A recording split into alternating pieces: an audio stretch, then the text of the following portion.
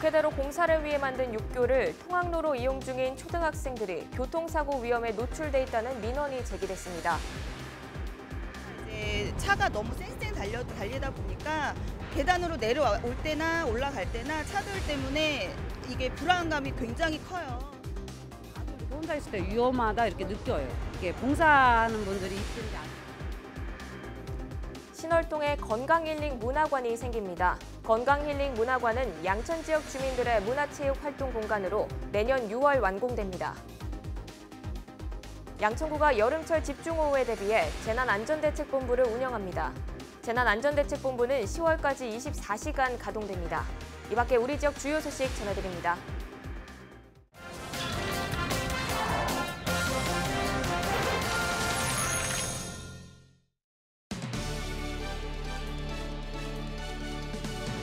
시청자 여러분 안녕하십니까? 헬로티비 뉴스 양천입니다. 국회대로 상부 공원화 사업이 한창 진행 중이죠. 그런데 이 공사로 인해 한 학교의 통학로가 몸살을 앓고 있습니다. 공사를 위해 설치된 임시 육교가 학생들의 주 통학로로 이용하기엔 너무 위험하다는 지적인데요. 민원25 심다혜 기자가 취재했습니다. 대로변에 위치한 한 학교, 양천구 신강초등학교입니다.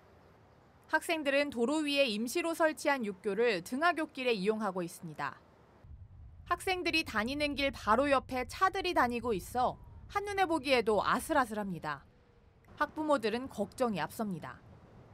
여기가 이제 차가 너무 쌩쌩 달리다 보니까 아이들은 가만히 있지 않고 이렇게 본능적으로 뛰는 습관이 있기 때문에 계단으로 내려올 때나 올라갈 때나 차들 때문에 이게 불안감이 굉장히 커요. 아슬아슬한 육교를 따라 내려오면 차도와 인도를 구분하는 장치 하나 없습니다. 학부모들은 이곳에 작은 안전바라도 설치해달라고 요구하고 있습니다. 학부모들은 육교 위의 통행도 걱정합니다. 철조망으로 인해 지상에서 육교의 상황을 확인하기에는 한계가 있습니다.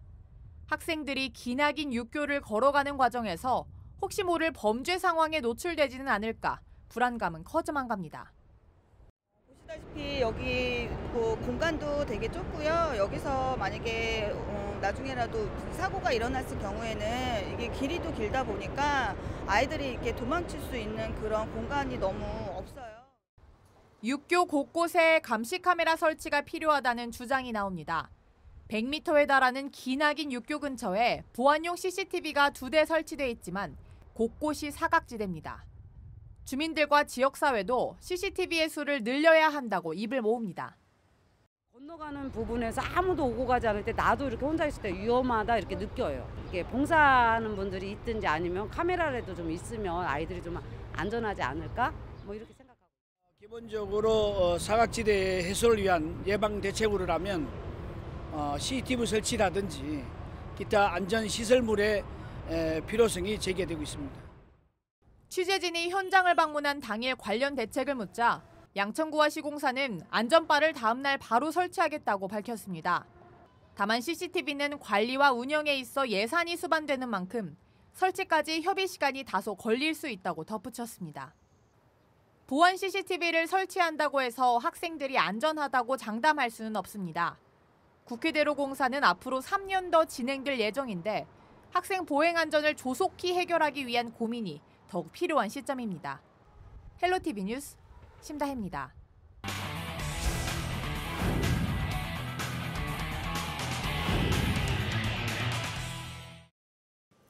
여경이 취객을 제대로 제압하지 못했다는 이른바 대림동 여경 논란이 일면서 공권력에 대한 주민들의 불신이 커지고 있습니다. 그런데 부천에서는 대낮에 시위 현장을 지키던 경찰관이 주먹질을 당하는 사건이 발생했습니다. 공권력이 무너진 현장을 취재했습니다. 스마트폰 출동 김진재 기자입니다. 부천의 한 오피스텔 공사장입니다. 공사장 입구에서 오피스텔 건설을 반대하는 주민들이 시위를 벌입니다. 그런데 갑자기 공사 현장에서 한 남성이 걸어 나오더니 시위대 앞에 쳐놓은 구조물을 집어 던집니다. 옆에 있던 남성이 제지하자 멱살을 잡고 주먹으로 위협을 가한 뒤 바닥에 내동댕이 칩니다. 그런데 바닥에 쓰러진 사람은 다름 아닌 시위 현장을 지키던 경찰관입니다. 대낮에 경찰관이 시민에게 폭행을 당해 쓰러진 겁니다. 현장 안에서 어떤 남자분이 걸어 나오더니 갑자기 그 폴리스 라인을 주민들 향해서 내팽개 친 거예요. 그러니까 내팽개 치니까 그 옆에 서 계셨던 분이 막으려고 하자 그분을 갖다 밀어서 꽂아버린 거예요, 도로에다가. 근데 알고 보니까 그분이 서구 경찰이었던 거예요. 폭력을 행사한 사람은 공사장에 고용된 덤프트럭 기사로 밝혀졌습니다. 공사를 맡은 건설사는 시행사가 고용한 덤프트럭 기사가 공사장 진입을 방해받자 이 같은 행동을 했다며 사복을 입고 있어서 경찰인지는 몰랐다고 해명했습니다. 자기 물건을 이제 집어 던지니까 경찰관 입장에서는 당신 뭐야 하고 이제 처음에 뭐야 하고 가슴을 딱 건드는 거 살짝 건드리니까 너 뭐야 이렇게 된 것 같아요. 기사분은 전혀 몰랐고 그분도 이제 사복을 입고 있으니까 아마 정확히는 몰랐을 거예요. 문제는 이뿐만이 아닙니다. 경찰관과 멱살잡이를 하던 덤프트럭 기사는 주변의 만류로 실랑이가 끝나자 이번엔 주민들과 시비가 붙었습니다. 촬영을 하던 시민에게 욕설을 퍼붓고 급기야 몸싸움까지 벌여 주민 3명이 다쳐 병원에서 치료를 받은 것으로 전해졌습니다. 핸드폰을 뺏기지 않으려고 손을 막 꺾어주고 쫓아가면서 제가 허리를 삐끗 해서 저도 또한 병원에 있고 그 제 옆에서 하고 계셨던 분은 제 핸드폰을 뺏으려고 하다가 어깨를 확 쳐버린 거예요, 그분을. 그래서 이 왼쪽 어깨를 많이 다치셨고 또 경찰은 일단 폭력을 행사한 덤프트럭 기사를 불러 조사를 벌였습니다. 경찰관 폭행 부분에 대해서는 추가 조사를 벌여 법적 조치를 취하겠다고 밝혔습니다. 백주대낮에 발생한 경찰관 폭행 사건. 시민을 지켜야 할 공권력이 무너지고 있습니다. 헬로티비 뉴스 김진재입니다. 지난 20일 양천구 신월동에서 건강힐링 문화관 기공식이 열렸습니다. 건강힐링 문화관은 양천 구민들의 체육과 문화활동을 위한 공간으로 지하 2층, 지상 3층에 연면적 6,999제곱미터 규모로 지어집니다. 문화관 지하 1층에는 실내 체육관과 어린이집이, 지상 3층에는 명상실과 공예, 미술, 음악 프로그램실이 들어섭니다. 이날 첫 삽을 뜬 문화관은 내년 6월 준공 예정인데요. 양천구는 건강힐링 문화관이 몸과 마음을 치유하는 양천구의 대표 힐링 공간이 되길 기대하고 있습니다.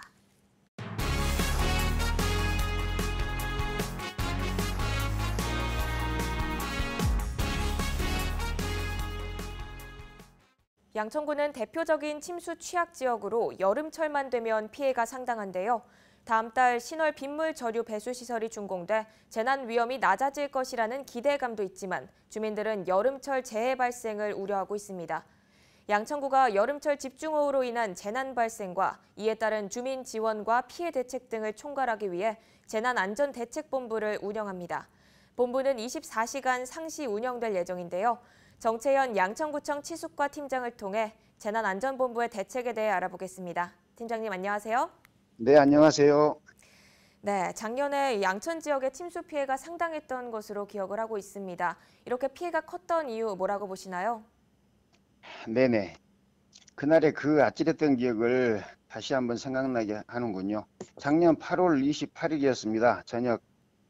그 기상청에서는 1일 30mm 강우를 예보하였으며 양천 지역에 단 30여 분 만에 58mm라는 기록적인 폭우로 순식간에 신월동 일부 지역이 침수를 겪게 되었습니다. 네. 물론 이 지역 일대 침수 예방을 위해 신월 빗물 저류 배수 시설 설치 공사를 진행 중이었으며 공사 중에라도 집중호우가 있을 경우 빗물 저류 배수 시설로 빗물을 저류할 계획이었습니다. 작년 8월 28일 그날 집중호우에도 빗물 저류를 서둘렀으나 당시만 해도 공사 중이었으므로 수문 작동 자동 시스템이 설치되지 않은 상황이었고 목동 유수지에 있던 시공사 직원들이 수문을 열기 위해 신월동까지 도착하기도 전에 침수가 발생하였던 것입니다. 죄송합니다. 저희들의 사전 준비가 부족한 탓이었습니다. 당시 침수를 겪으신 신월동 주민 여러분께 이 자리를 빌어 다시 한번 죄송하다는 말씀을 드립니다. 네, 올해도 여름이 다가오고 있습니다. 양천구가 이 침수 피해 대비하기 위해 재난안전대책본부를 가동하겠다고 밝혔는데요. 이건 어떤 활동을 하게 되는 건가요? 네네. 재난안전대책본부는 구청장을 본부장으로 강우 상황에 따라 필요 인력을 투입하여 수해에 대응하는 구조로 운영되며 비가 오지 않는 날에도 밤낮으로 치수과에서는 1명 이상의 상황 요원이 대기 근무하며 기상 상황에 대응하고 있으며 재난안전대책본부 운영 기간은 5월 15일부터 10월 15일까지 5개월 동안입니다. 네, 양천구 내에서도 이 지형적으로 더 불리한 지역이 있을 텐데요. 이 부분에 대해서는 대응책이 마련돼 있을까요?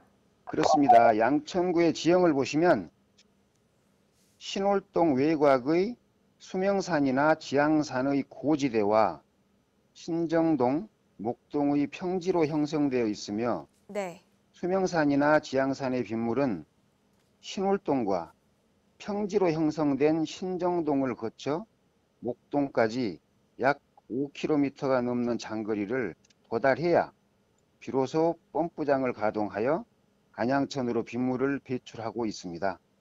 그런데 집중호우 시에는 고지대의 빗물이 일시에 급속히 신월동 일대로 몰리며 저지대 지역이 침수에 취약하게 됩니다.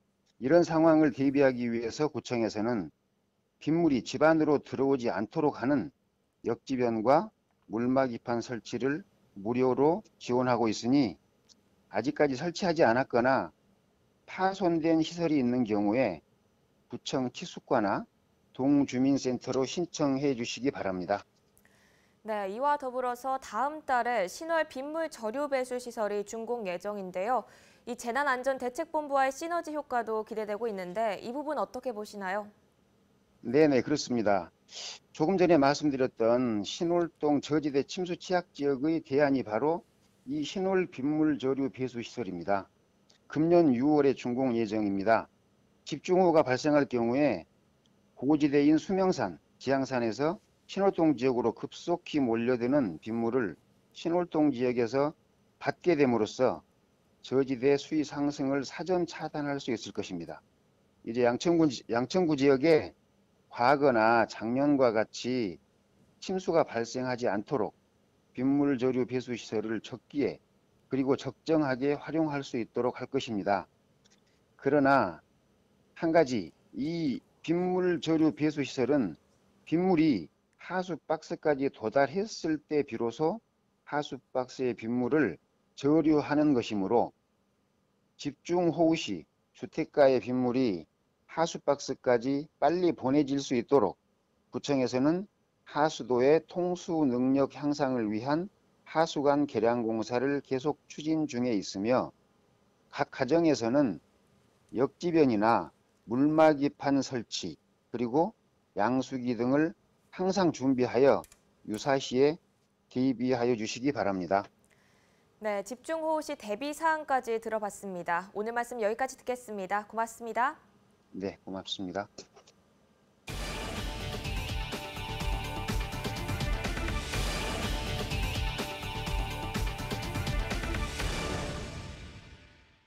광역자원순환센터 건립과 관련된 소식 계속 전해드리고 있는데요. 광역자원순환센터 건립을 반대하는 주민과 행정 간의 갈등이 깊어지고 있습니다. 갈등이 장기화할 조짐까지 보이고 있는데요. 협치의 묘를 살려 지역 갈등을 해결하라는 노력이 필요한 시점이라는 지적이 나옵니다. 손성혜 기자입니다. 짓지 말라는 게 아니라 생활권을 원하는 겁니다. 필수 시설이기 때문에 주거 지역보다 약 150m 떨어져 있고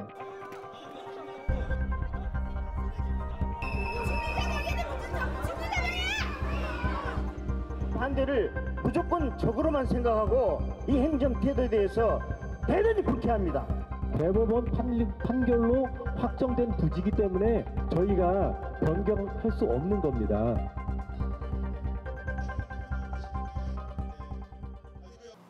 광역자원수산센터 건립을 놓고 주민과 행정관 갈등이 여전히 평행선입니다.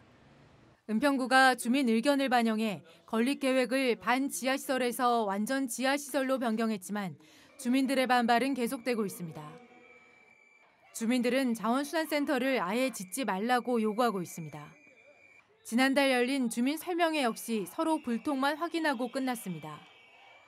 갈등의 골이 깊어지자 은평구는 광역자원수산센터 건립 추진을 위한 주민 소통 강화 계획을 잇따라 내놓고 있습니다.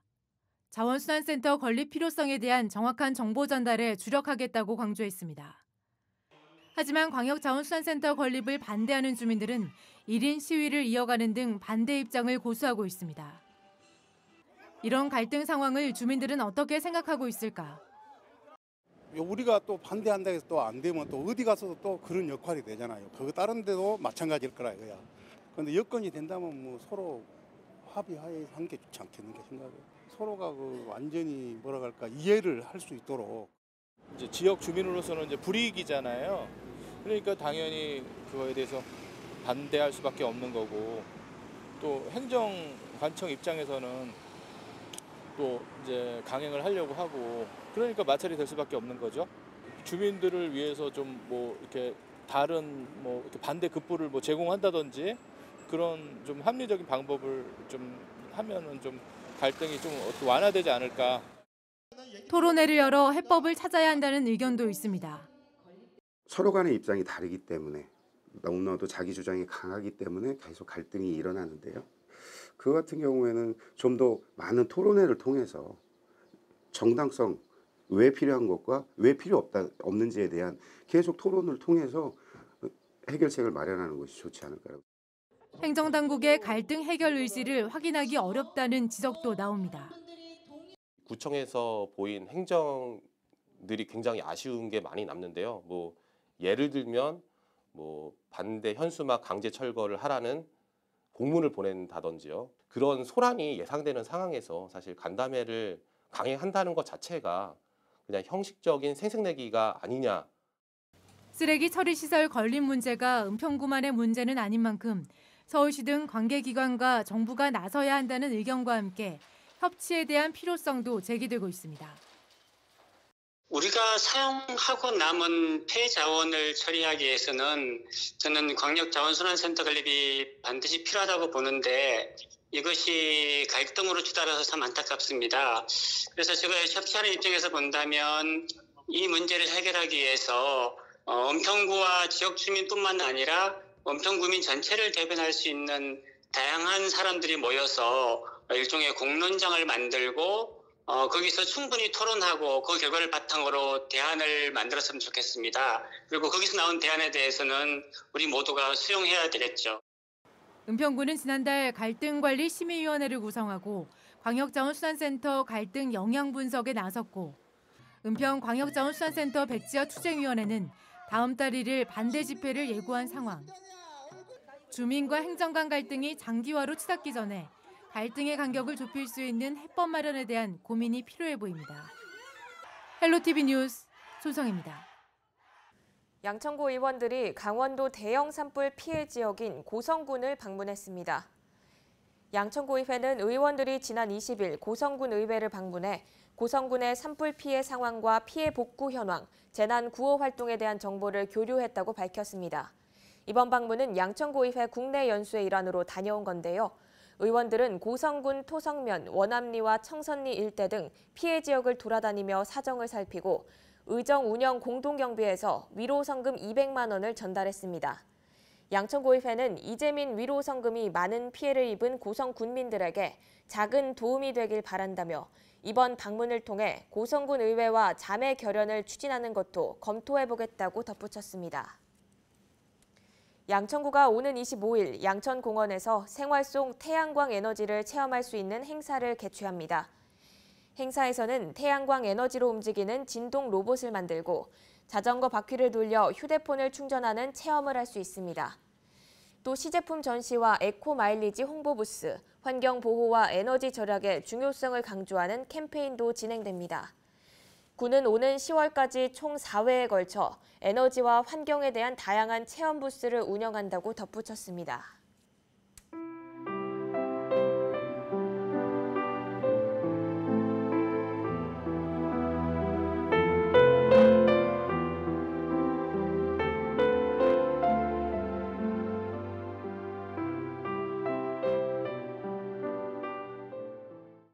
이상으로 뉴스를 마칩니다. 저희는 언제나 지역 주민 여러분 곁에 있겠습니다. 함께해 주신 여러분 고맙습니다.